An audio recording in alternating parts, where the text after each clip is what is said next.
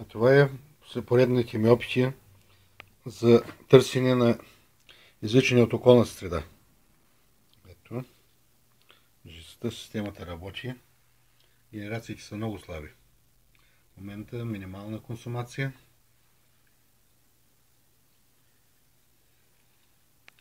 Може да проследите жест. Ще разцепя. Ето. Наблюдавайте.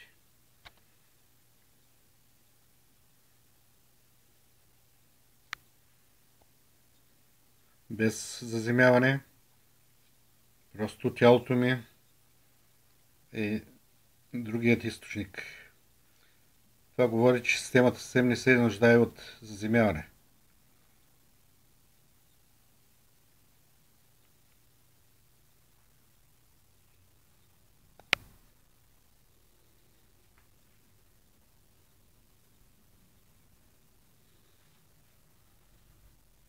Генераторът в момента работи.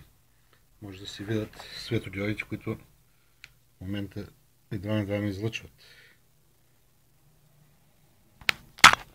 Транзисторите, понеже няма изразходване на енергия, са доста горещи.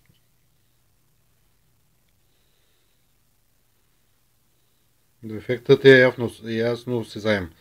Страх ме е да подкача земното, за да не изгори лампата.